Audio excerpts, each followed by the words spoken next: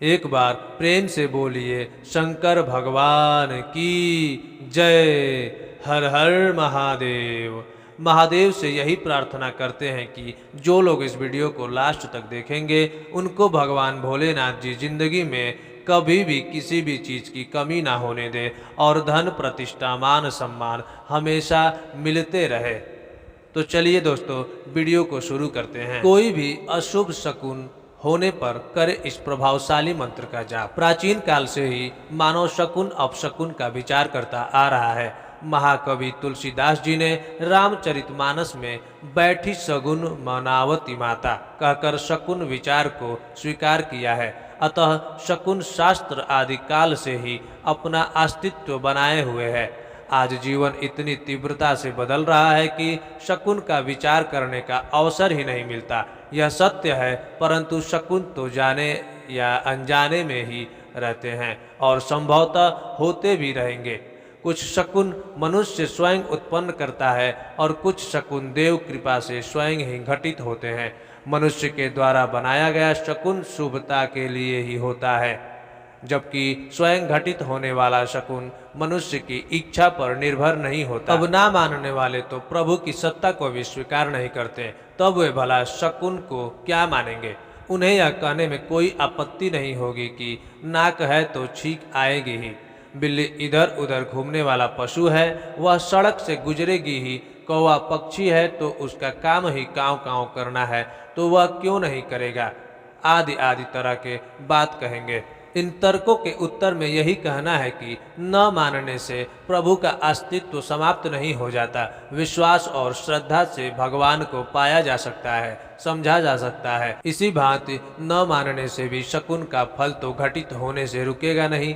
शकुन के उपस्थित होने का तात्पर्य है कि कुछ न कुछ फल घटित होगा ही। मौसम विज्ञान विभाग आधुनिक विज्ञान की देन है।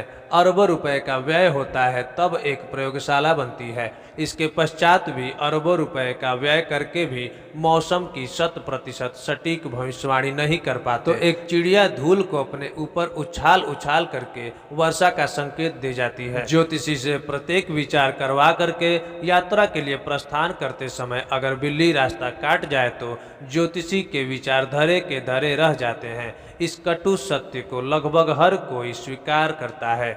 घर से वर या वधू के विदा होने के उपरांत घर वाले अपने घर के किसी भी व्यक्ति को उस दिन सिर नहीं धोने देते। दामाद के विदा होने के उपरांत उस दिन घर में झाड़ू नहीं लगाई जाती। यह सब क्यों?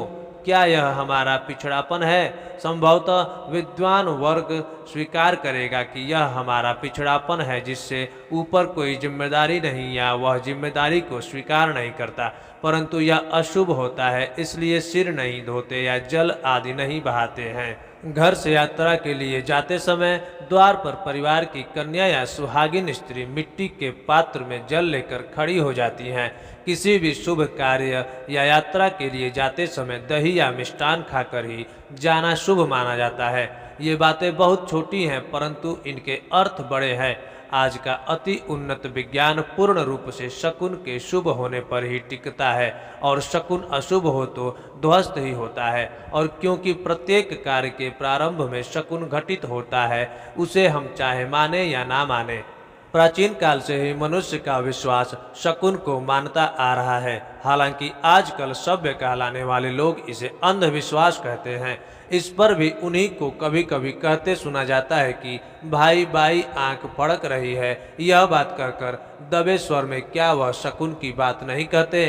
आंख फड़फड़ाना क्या है? व्यापारी व्यापार के प्रारंभ में उधार सामान नहीं देते, यह क्या है? बिल्ली रास्ता काटे, कोई छींके, कौवा कांव कांव करे, यह क्या है? यह शकुन है। हमारे देश में निसंदेह शकुन के नाम पर कुछ चेहरे सिकुड़ जाते हैं, परंतु वह आधुनिक कहलाए जाने वाले लोग इस बात को मना नहीं कर सकते, चाहे वह विदेशियों के संपर्क में ही रह रहे हो। विदेशों में भी घोड़े की नाल को मुख्य द्वार पर टांगा जाता है। यह शकुन इतना प्रचलित हुआ कि अब हमारे घरों में भी काले घोड़े की नाल को टांगा जाता है, जबकि यह शकुन भारत की ही देन है और हम इस क्रिया को विदेशियों की नकल में कर रहे हैं। किसी भी कार्य को प्रारंभ करते समय स्वाभाविक रूप से हमारी यह इच्छा बलवती हो उठती है कि मेरा यह कार्य सफल होगा भी या नहीं। इसी जिज्ञासा का उत्तर शकुन से मिलता है। पशु पक्षी के स्वर, अंगों का फड़फड़ाना आदि शकुन माने जाते हैं। इस शकुन विद्या को महाभारत, रामायण आदि ग्रंथों में भी दोहराया गया है। इसके महत्व को स्वीकार किया गया। शकुन विषय की एक सूचना होती है। शुभ शकुन के लाभ उठाइए और अशुभ शकुन का उपाय करके उसकी अशुभता से सुरक्षित हो जाइए। अंगों का फड़फड़ाना भी शकुन में एक महत्वपूर्ण योगदान करता है। यह शकुन शीघ्र प्रभावी होता है। मान्यता है कि पुरुष का दाहिना अंग और स्त्री का बायां अंग ही शुभ होता है। कौवे की स्थिति और उसका स्वर बहुत ध्यान देने योग्य हैं। कहीं जाने के लिए निकलते समय कौवा गाय पर बैठे, गोबर पर बैठे या हर पत्ते के वृक्ष पर बैठे तो देखने वाले को स्वादयुक्त भोजन प्राप्त होता है। कहीं जाते समय कौवा चोंच में तिनका उठाए देखे तो लाभ ही लाभ की आशा करनी चाहिए। कौवे धन की स्थिति बताते हैं तो रोगी हुए व्यक्ति को उठने को भी कहते हैं। शकुन की बात करने पर नाखूनों का स्मरण स्वयं हो आता है और प्रायः देखने में आता है कि किसी किसी के नाखूनों पर काले या सफेद चिन्ह प्रकट होते हैं और कुछ समय के पश्चात स्वयं लुप्त हो जाते हैं। यह शकुन भविष्य की सूचना देते हैं। नाखूनों के काले चिन्ह प्रायः अशुभ फल दे देते हैं। केवल सफेद चिन्हों का ही विचार किया जाना चाहिए। आपको जब भी कभी नाखून पर सफेद चिन्ह मिले तो चिंता की कोई बात न मानकर स्वयं का लाभ उठाना चाहिए। अगर काला चिन्ह मिले तो दुर्भाग्य का सूचक होता है। उस समय अपने प्रभु का स्मरण करके उनकी शरण में ही जाना चाहिए। कोई भी अशुभ शकुन होने पर निम्न मंत्र का जाप करें।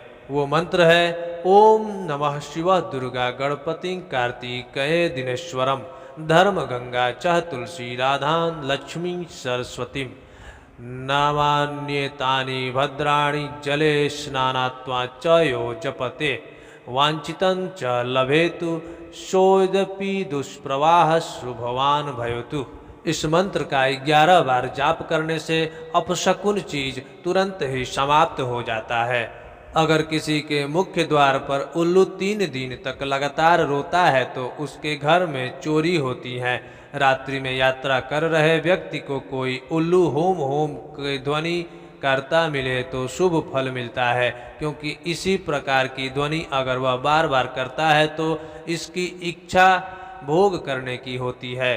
शकुन स्त्रियों का विश्वास है कि उल्लू का बाई ओर बोलना और दिखाई देना शुभ रहता है। यात्री के पीछे की तरफ दिखाई दे तो कार्य में सफलता मिलती है, लेकिन दाहिने देखना और बोलना प्रायः अशुभ फल देता है। यदि कोई उल्लू किसी के भी भवन पर बैठना प्रारंभ कर दे तो वह शीघ्र ही उजड़ जाता है। अगर किसी घर की छत पर बैठकर बोलता है तो उस घर के स्वामी अथवा परिवार के सदस्य की मृत्यु होती है।